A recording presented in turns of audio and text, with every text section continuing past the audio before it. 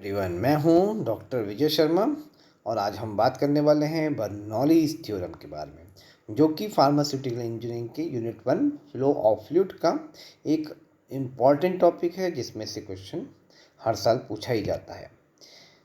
अब हम बात करेंगे बर्नौलीज थ्योरम की। तो बर्नौलीज थ्योरम जो है वो law of conservation of energy के ऊपर बेस्ड है। जब हम law of conservation of energy को अप्लाई करते हैं फ्लो ऑफ फ्लूइड के लिए, तो जो रिजल्टिंग क्वेश्चन बनती है उसको हम बर्नौलीज थ्योरम बोलते हैं। अब बर्नौलीज थ्योरम क्या बताती है? Bernoulli's theorem is state that in a steady state ideal flow of an incompressed fluid, the energy per unit mass, which consists of pressure energy, kinetic energy and potential energy at any point of the fluid, is constant. यहाँ पर जैसा कि हमने कहा कि law of conservation of energy, यानी कि energy को ना तो हम नष्ट कर सकते हैं ना ही एनर्जी को प्रोड्यूस कर सकते हैं।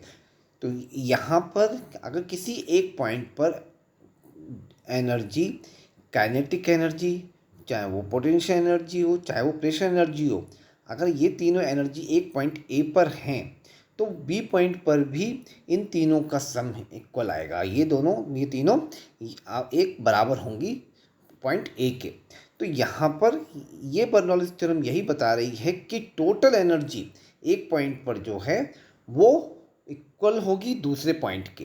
तो इसको अंडरस्टैंडिंग करने के लिए हमने यहाँ पर आगे हम फिगर में देखें कि हमने एक पाइप कंसिडर किया हुआ है। उस पाइप में हम देखें तो यहाँ पर दो पॉइंट ए और बी को हमने लिया हुआ है, point A and point B.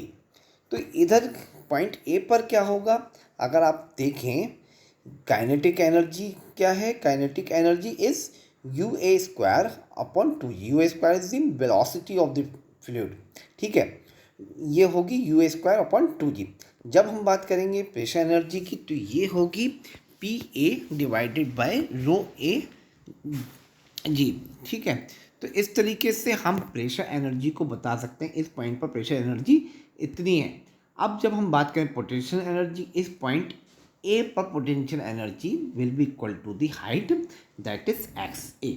अब पॉइंट बी जो हम देख सकते हैं, बी पॉइंट हमारे राइट हैंड साइड पर है। यहाँ पर काइनेटिक एनर्जी क्या हो गई?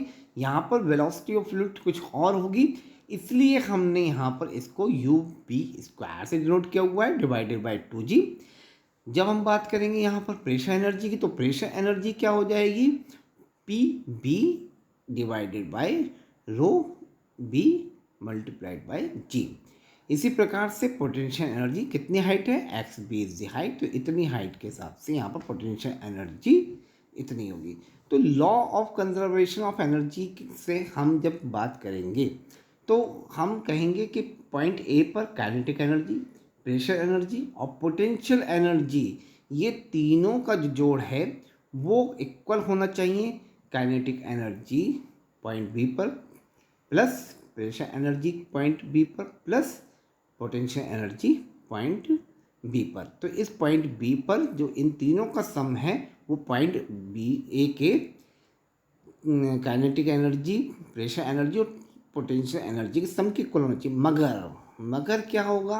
क्या पॉइंट ए से हमारा फ्लूइड पॉइंट बी तक अपने आप पहुंच जाएगा? नहीं पहुंचेगा। उसके लिए हमें कोई पंप लगाना पड़ेगा। तो अगर हम बीच में देखें तो यहाँ पर एक हमने पंप लगाया हुआ है जो कि W एनर्जी दे रहा है ना, W एनर्जी दे रहा है, जबकि यहाँ पर कुछ ना कुछ फ्रिक्शनल एनर्जी भी होगी, जिसको कि हमने यहाँ पर F से डिनोट किया हुआ है। तो अब हम पढ़ेंगे आगे इन तीनों का सम, काइनेटिक एनर्जी, प्रेशर एनर्जी और पोटेंशियल एनर्जी का सम इक्वल है kinetic energy, pressure energy and potential के सम के एट पॉइंट बी।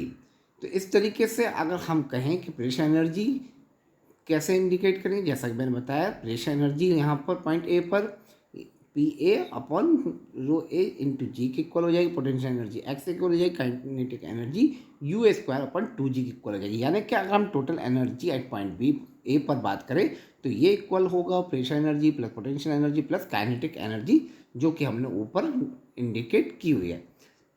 इस प्रकार से अब हम देखें तो पॉइंट बी पर क्या हो जाएगा, वो उन तीनों के सम के इक्वल होगा। तो हमने यहाँ पर इसको इस तरीके से दिखा दिया कि पॉइंट ए पर एनर्जी इनका सम और इनका सम इक्वल होगा। मगर अभी मैंने क्या कहा, अभी मैंने कहा कि वहाँ पर कोई फ्रिक्शनल फोर्स लगेगा। फ्रिक्शनल फोर्स क्या करेगा, उसकी वेलोसिटी को कम करेगा, इसलिए फ्रिक्शनल फोर्स जो था उसको हमने माइनस कर दिया, जबकि हमने कुछ वर्क करा, कुछ एनर्जी दी पॉइंट ए के फ्लूइड को, इसलिए जो वर्क डन किया गया पंप के द्वारा उसको W से इंडिकेट कर दिया।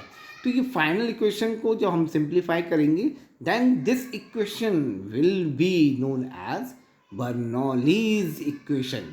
तो इसकी एप्लीकेशन क्या बनती है, इसकी एप्लीकेशन जो है आगे जितने भी टाइप के हम क्या कहते हैं rate of flow of fluid measure करने के लिए इक्विपमेंट्स पढ़ते हैं, उन सब के अंदर ये बर्नौलीज थ्योरम लगती है।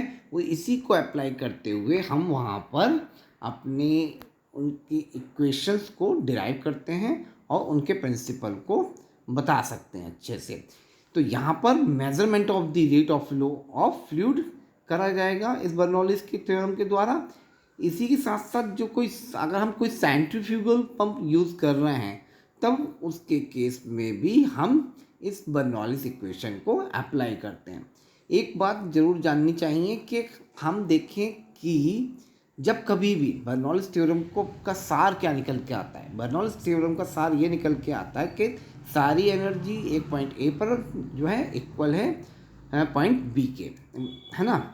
अब आप कभी देखते हो कि आंधी चलती, बहुत तेज हवा चलती होती है, तो टीन या खप्पर या जो भी लोहे की या प्लास्टिक की टीन लगी हुई है ये उड़ जाती हैं। उड़ने का क्या कारण है कि हवा जब तेज चलेगी, जब वेलोसिटी ऑफ फ्लूइड, चाहे वो लिक्विड हो चाहे गैस हो, जब उसकी वेलोसिटी बढ़ती है तब के केस में उस पॉइंट पर प्रेशर कम हो जाता है, और उस पॉइंट पर जब प्रेशर कम होगा तो यही कारण है कि उस जगह से टीन या जो भी हमने खप्पर डाला हुआ है वो उड़ जाता है।